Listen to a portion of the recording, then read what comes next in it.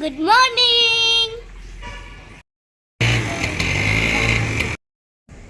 વાંચુલો શું ખાવ છો? ગુડ મોર્નિંગ, જય શ્રી કૃષ્ણ. કેમ છો બધા? મજામાં.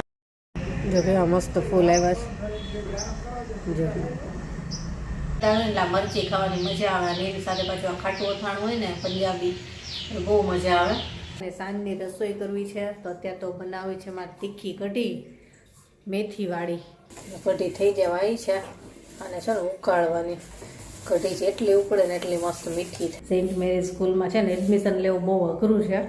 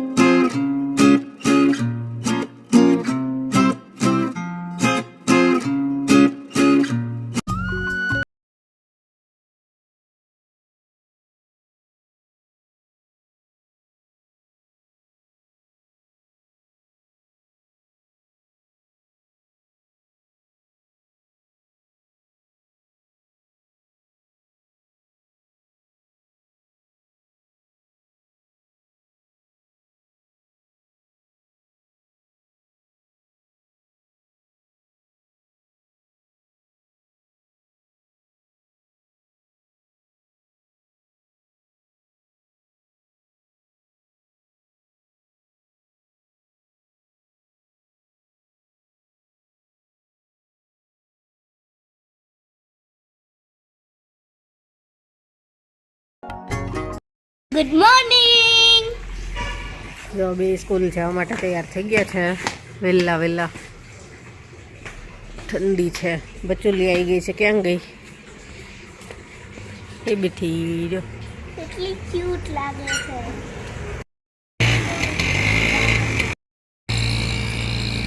ગુડ મોર્નિંગ, જય શ્રી કૃષ્ણ. કેમ છો બધા? મજામાં જશો. છોકરા ગયા સ્કૂલે. આજ તો નાસ્તામાં છે ને મસ્ત પાસ્તા બનાવી દીધા હતા તો ગયા સ્કૂલે. અને હવે અમે બે ચા નાસ્તામાં બાકી છે તો ચા નાસ્તો કરવાનો છે. અને આજ જો એવા મસ્ત ફૂલ આવ્યા છે ને ગલકા મોટા થઈ ગયા છે અને આજે હમણાં ઉતારવા છે. જો આજ ગલકાનું શાક કરવું પડશે. ચાલો, હું કેવીનના પપ્પા બાકી છે ચા નાસ્તામાં. ચા નાસ્તો કરવી. ચાલો વાંચુલો શું ખાવ છો? રોટલી ખાવા જ આવે ઘીવાળી.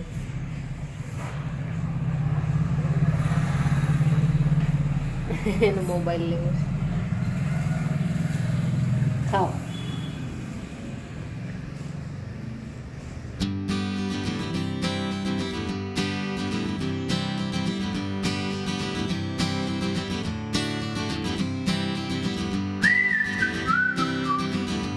તો વિડીયો એડિટિંગનું કામ પતી ગયું અને હવે કરવી છે રસોઈ. તો રસોઈમાં તો હું કહેતી હતી ગલકાનું શાક કરવું છે, પણ ગલકા હજી એક બે છે ને થોડાક નાના છે તો હવે હજી એક દિવસ મેં તો રાહ જોઈ લઉં, પછી બનાવી એટલે સરખા થઈ જાય બધાય.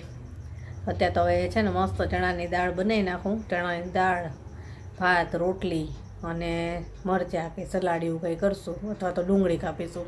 હાલો ફટાફટ બનાવી નાખું, છોકરાઓ આવી જાય પહેલાં. ચાલો જમવા. આજ તો જો મસ્ત ચણાની દાળ બનાવી છે, રોટલી, ડુંગળી છે, પછી ચણાની દાળ એટલે મરચી ખાવાની મજા આવે અને એની સાથે પાછું આ ખાટું અથાણું હોય ને પંજાબી, બહુ મજા આવે. તો આટલું બનાવ્યું છે. આપણે ગલકા બનાવવાના છે એ વાત થઈ હતી, પણ ગલકા પછી કેન્સલ કર્યા. હવે કાલે બનાવીશ ગલકા. હજી બે થોડાક નાના હતા ને તો એ કાલે સરખા થઈ ગયા, થોડાક મોટા એટલે કાલે બનાવશું. તો અત્યારે આટલું બનાવ્યું છે અને જેનીને બહુ જ ભાવે ચણાની દાળ. મારી ફેવરેટ છે. તો હાલો જમવા બધાય. સાંજ થઈ ગઈ છે અને સાંજની રસોઈ કરવી છે તો અત્યારે તો બનાવી છે મારે તીખી કઢી મેથીવાળી. મેથી ને કોથમીર, લીલા મરચાં ને બધું નાખીને મસ્ત બનાવી છે. ત્યાં શિયાળામાં એવી કઢી બહુ મસ્ત લાગે. અને એની સાથે ભાત, ખીચડી નહીં ભાત, તીખી કઢી સાથે. અને મને કેવીનને બેયને બહુ જ ભાવે છે. જેને નહીં ભાવે અને પપ્પાને એકને કઢી નથી ભાવતી, પીવે કઢી પણ થોડીક. તો ચાલો અત્યારે તીખી કઢી અને ભાત ને એવું બધું બનાવી નાખું. આ ડુંગળી લીધી છે, જેની હેલ્પ કરે છે કે એટલે હું ટોપલીમાં ભરી દઉં અને કેવીને આવે એ પહેલાં આપણે મસ્ત કઢી ભાત બનાવીને રાખવી. ઠંડીનો આવે ને તો ગરમ ગરમ ઠરીને કઢી પીવાની મજા આવે. હાલો ફટાફટ બનાવી નાખું.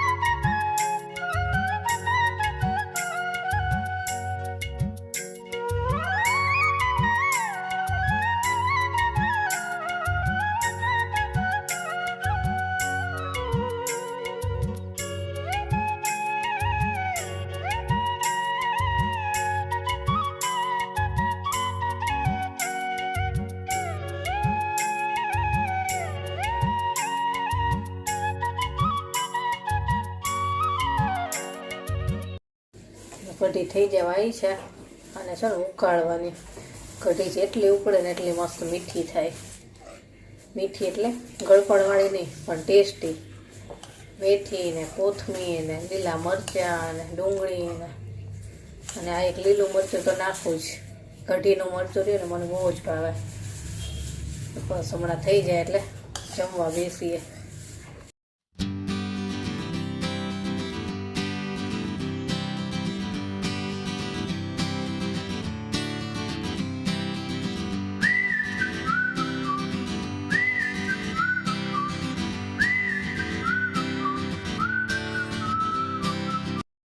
હાલો જમવા.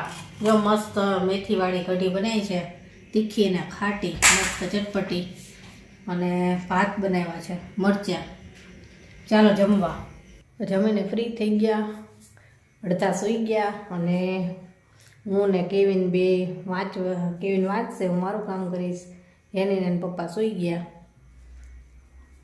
કેવિનને પૂછવી જો કઢી કેવી બની હતી. કેવિન,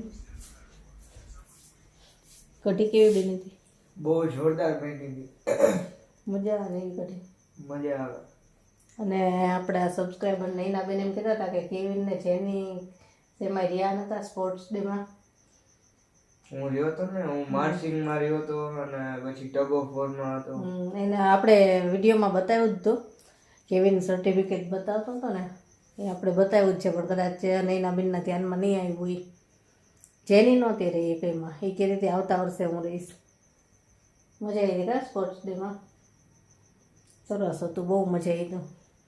અને બીજા એક સબસ્ક્રાઈબર કહેતા હતા કે અમારે એડમિશન લેવું છે બાબાનું, પણ એમાં મળતું નથી. હા એવું જ છે, સેન્ટ મેરી સ્કૂલમાં છે ને એડમિશન લેવું બહુ અઘરું છે.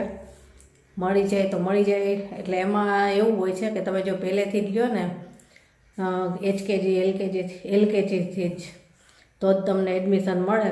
બાકી વચ્ચેથી જો તમારે લેવું હોય ને કે ફર્સ્ટથી લ્યો કે ફિફ્થથી લ્યો કે કોઈ પણ વચ્ચેથી લેવું હોય ને તમારે, તો બહુ અઘરી વાત છે.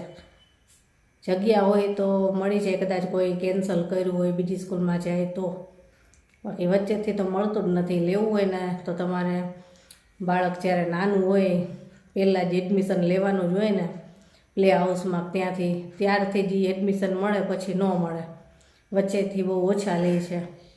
એટલે અમારે જેની ને કેવિન બે પહેલેથી ત્યાં જ છે, એટલે વાંધો નથી આવતો. 12મા સુધી વાંધો ન આવે પછી. અને ઉંમરમાં બહુ ત્યાં પાક્કું છે. એક દિવસનો ફેર હોય ને તો નથી ચલાવતા. એ બહુ પ્રોબ્લેમ રહેતો હોય ઘણા લોકોને. એ લોકોએ તારીખ બહાર પાડી હોય ને એ તારીખ પ્રમાણે જ ઉંમર જેટલી કીધી હોય ને એટલી થવી જોઈએ, એવું બધું હોય છે. હમણાં જ એના એડમિશન ચાલુ થયા હતા અને મેં કદાચ વિડીયોમાં બતાવ્યું હતું, હું મિટિંગમાં ગઈ ને ત્યારે, કે કોઈને એડમિશન લેવાનું હોય તો. સારું ચાલો, હવે આજનો વિડીયો આપણે અહીંયા જ પૂરો કરીએ. કાલે મળીશું.